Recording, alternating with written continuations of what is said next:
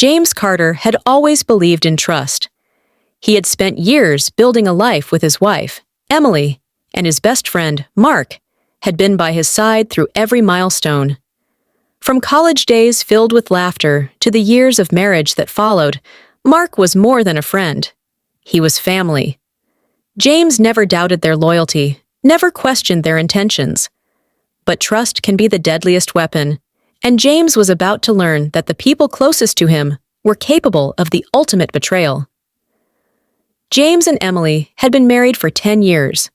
Their relationship had its ups and downs, but he never imagined she would seek comfort elsewhere.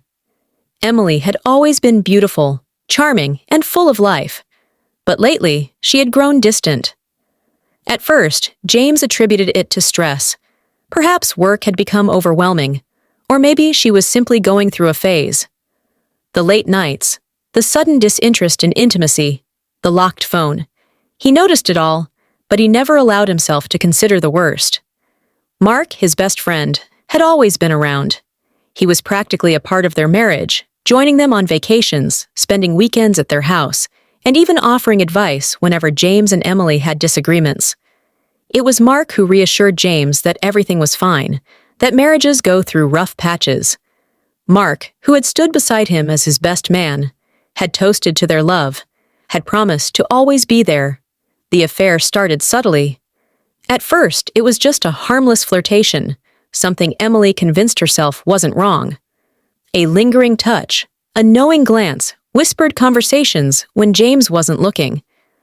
But soon, temptation won over guilt, and secrecy became their addiction. They became reckless, meeting in hotel rooms, exchanging intimate texts, while sitting across from James at dinner, lying effortlessly to keep their perfect deception alive. James began noticing the cracks in his reality. Emily became more irritable, her patience with him wearing thin.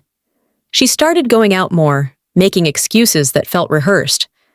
Mark, too, seemed different. He began canceling their usual outings, avoiding long conversations, and keeping his distance.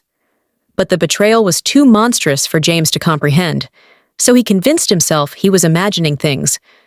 That illusion was shattered one evening when James came home earlier than expected. He had planned a surprise for Emily, a romantic dinner, a rekindling of their love. But fate had a crueler surprise in store for him. As he stepped into the house, he noticed the unusual silence. A chill ran down his spine as he made his way to the bedroom. The door was slightly ajar, and inside, he saw them, Emily and Mark, wrapped in each other's arms. The air was heavy with disbelief. Time slowed as 1,000 emotions surged through James. Shock, heartbreak, rage. Emily gasped, her face drained of color, while Mark scrambled for words, his guilt written all over his face. James felt like the ground beneath him had collapsed.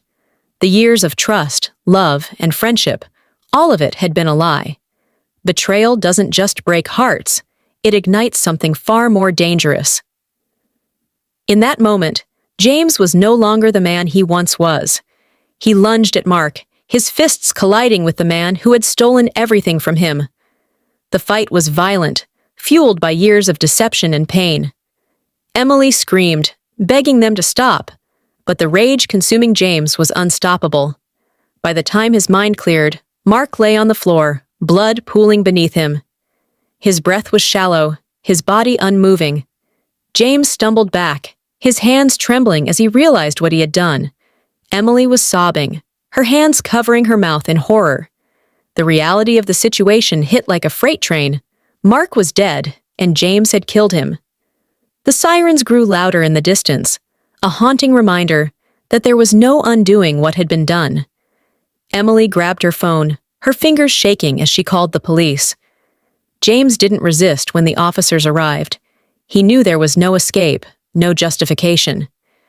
As he sat in the back of the police car, staring at the house that had once been filled with love and trust, he realized the cruel truth about betrayal. It doesn't just destroy relationships, it destroys lives. And sometimes, the deepest wounds don't just hurt, they kill.